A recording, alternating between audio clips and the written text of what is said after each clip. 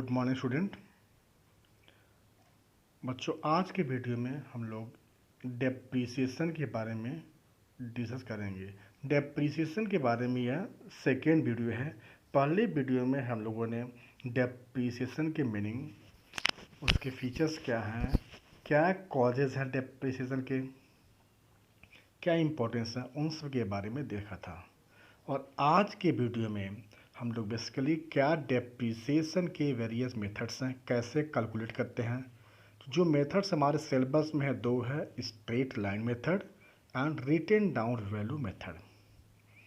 तो क्या डिफरेंस है दोनों के बीच, एडवांटेजेस क्या हैं, क्या डिसएडवांटेजेस हैं, और कैसे डेप्रीसिएशन हम चार्ज करेंगे, कैसे कैलकुलेट करेंगे। इस चैप्टर को डिस्कस करने के बाद आप लोग आसानी से एक्सप्लेन कर सकते हो क्या स्ट्रेट लाइन मेथड है, उसके मेरिट डिमेरिट्स क्या हैं, क्या रिटेन डाउन वैल्यू मेथड है, उन दोनों के बीच डिफरेंस क्या है, कैसे हम डेप्रीसिएशन निकालते हैं। आसानी से आप डेप्रीसिएशन का कैलकुलेशन कर सकते हो। और वेरियस इंट्रीज जो है जनरल इंट्री, उसे पा सकते हो आप। जो वेरियस लेजर अकाउंट मेंटेन करना है इस चैप्टर में, आसानी से आप मेंटेन कर सकते हो। First, straight line method. Straight line, name देखो बच्चों, नेम पे जाओ। स्ट्रेट लाइन मेथड या फिक्स्ड इंस्टॉलमेंट मेथड या fixed percentage on original cost या ओरिजिनल कॉस्ट मेथड। तो straight line depreciation remains the same. इस मेथड में क्या होता है, हर एक साल कोई एसेट लिया, एसेट की लाइफ 20 साल है, तो 20 ईयर्स तक एवरी ईयर हम सेम अमाउंट को राइट ऑफ करेंगे। जैसे मान लिया 10 लाख का एक एसेट है, उसकी लाइफ 10 ईयर्स है, तो हर एक साल 10 लाख बाई 10, हर एक साल 1 लाख रुपए हम राइट ऑफ करेंगे। तो हर एक साल जो डेप्रीसिएशन का अमाउंट होगा वह सेम, बर्डन सेम होगा।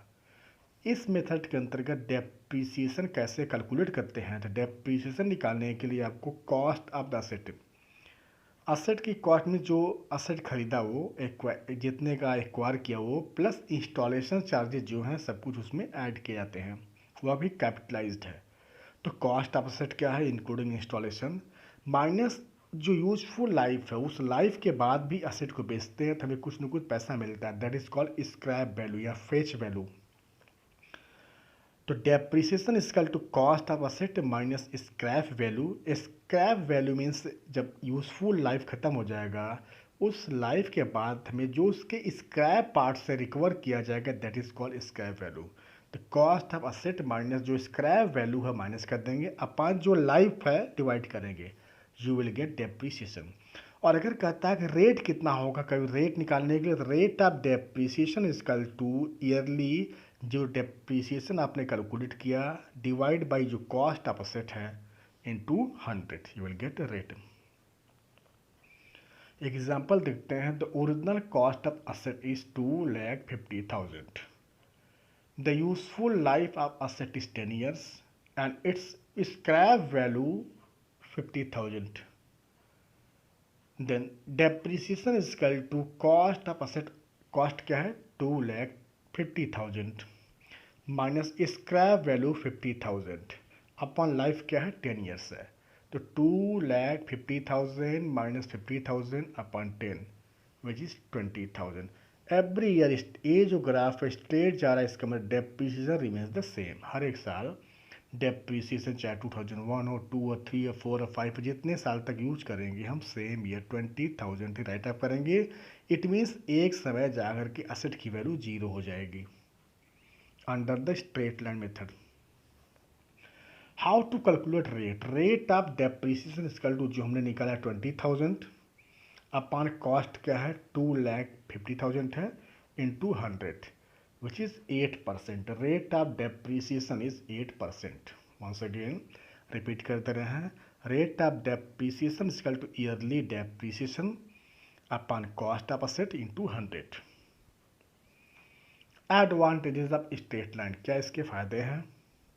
First advantages of straight line, it is very simple and easy to understand and apply. बहुत आसान मेथड है।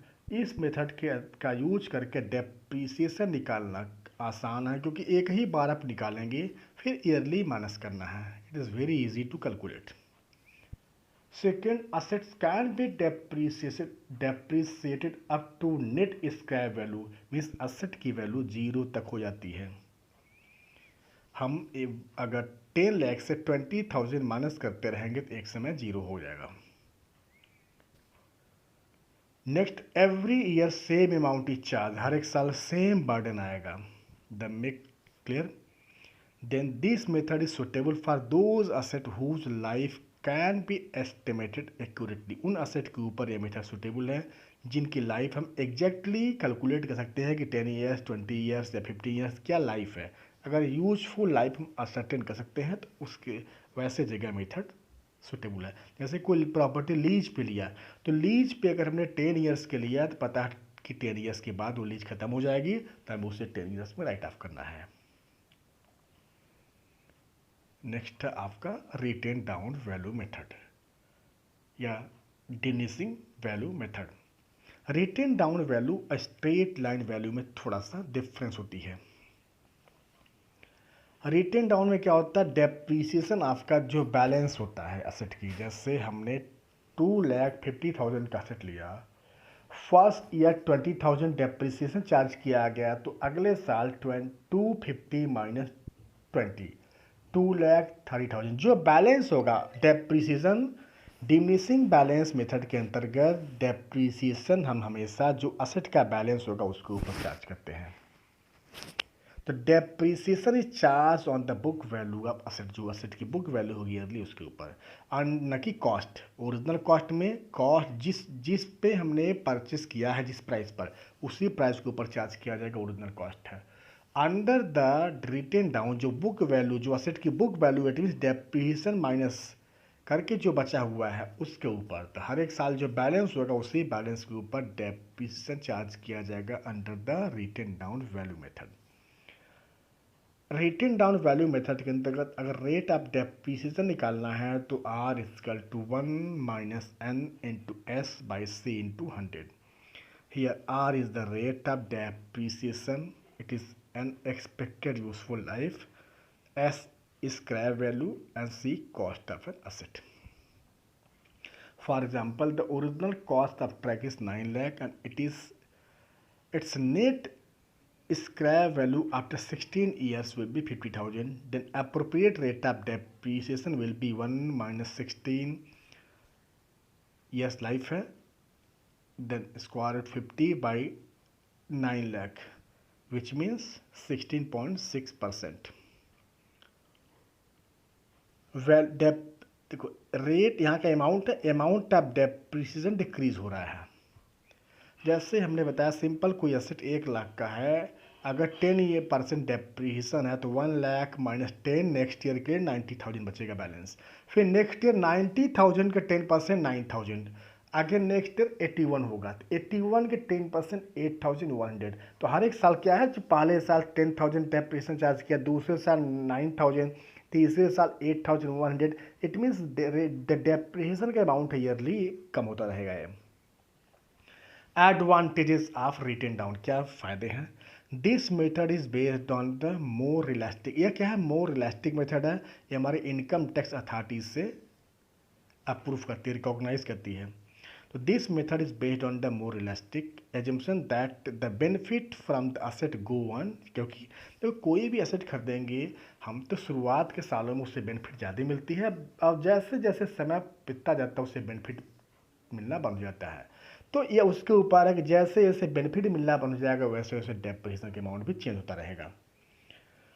It result into almost equal burden of depreciation and repair, जैसे जैसे साल के सामने में रिपेयर की चांस बढ़ेगी वैसे ही डेप्रीसिएशन का रेट भी, डेप्रीसिएशन के अमाउंट भी चेंज जाएगा। इनकम टैक्स इसे अप्रूव करती है। As large portion of cost is written off in the earlier, loss due to obsolescence get reduce, शुरुआत के सालों में हमने ज़्यादा राइट ऑफ कर लिया है, तो अगर टेक्नोलॉजी चेंज हो गई तो उसकी वजह से बहुत ज़्यादा हमारा नुकसान नहीं जाएगा, क्योंकि बिगिनिंग में हमने ज़्यादा चार्ज किया है और बाद में हमारा कम है, इट मीन्स हमारा एसेट की वैल्यू डे बाई डे ज़्यादा कम हो रही है इसमें। This method is suitable for fixed asset which last for, ऐसे एसेट जिनकी लाइफ बहुत लंबी होती है उनके लिए, क्योंकि इस मेथड के अंतर्गत असेट की वैल्यू कभी भी जीरो नहीं होती है, कुछ ना कुछ मिलता है जो कि रियलिस्टिक है। कोई भी एसेट लेंगे तो एसेट की वैल्यू एकदम जीरो होती नहीं है, उसके स्क्रैप पार्ट को भी बेचेंगे तो हमें कुछ ना कुछ पैसा मिलेगा। यही रियलिस्टिक है इस मेथड में कि कुछ ना कुछ स्क्रैप से आपको मिलेगा, जबकि पहला मेथड ऑन पेपर एसेट की वैल्यू जीरो हो जाती है। जब रियलिटी क्या, इस मेथड के अंतर्गत एसेट की वैल्यू कभी भी जीरो नहीं होती है, जो मोर रियलिस्टिक है। एज पर अकाउंटिंग स्टैंडर्ड 6, डेप्रीसिएशन के बारे में अकाउंटिंग स्टैंडर्ड 6 में दिया हुआ है, the selected depreciation method should be applied consistently. मतलब जो कंसिस्टेंसी प्रिंसिपल आपको यूज करना है, इट मीन्स डेप्रीसिएशन का मेथड अननेसेसरी चेंज नहीं होना चाहिए, जिससे सिमिलरिटी यूनिफॉर्मिटी मेंटेन हो। इसीलिए कहा गया कि रेट ऑफ डेप जो मेथड्स ऑफ डेप्रीसिएशन है should not be change unnecessarily.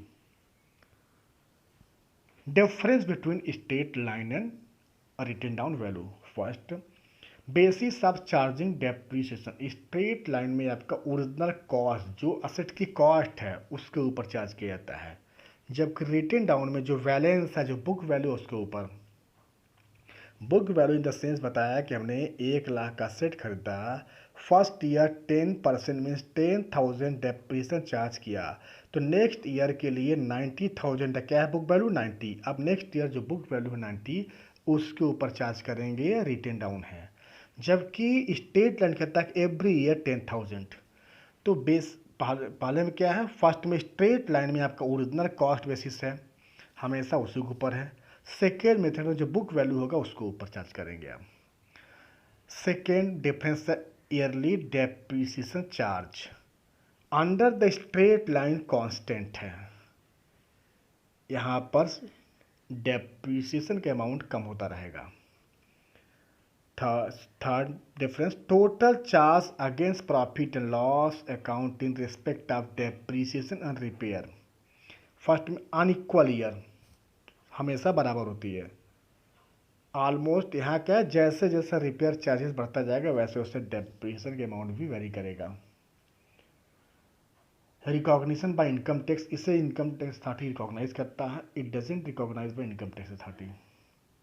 Suitability, it is suitable for, या उस असेट के ऊपर सुटेबल है जिसमें असेट की लाइफ को हम आसानी से एक्यूरेटली पता कर सकते हैं क्या लाइफ है, या वहाँ पर जहाँ पे एग्जैक्टली उस लाइफ को हम कितने साल असेट की लाइफ है वह पता नहीं कर पाएंगे, ये मेथड वहाँ पर सूटेबल है। अब कैसे चार्ज करते हैं, व्हाट आर द मेथड्स, तीन है। Charging depreciation to asset, depreciation को सीधे असेट अकाउंट में चार्ज करेंगे हम। Creating provision, provision for depreciation account maintain करेंगे, या एक्यूमुलेटेड डेप्रीसिएशन है, प्रोविजन फॉर डेप्रीसिएशन या एक्यूमुलेटेड डेप्रीसिएशन एक ही है। तो चार्जिंग डेप्रीसिएशन टू असेट हो गया, क्रिएटिंग प्रोविजन फॉर डेप्रीसिएशन या accumulated depreciation, and asset disposal entries है। अब इस इंट्रीज के बारे में हम लोग नेक्स्ट वीडियो में देखेंगे। Thank you so much student.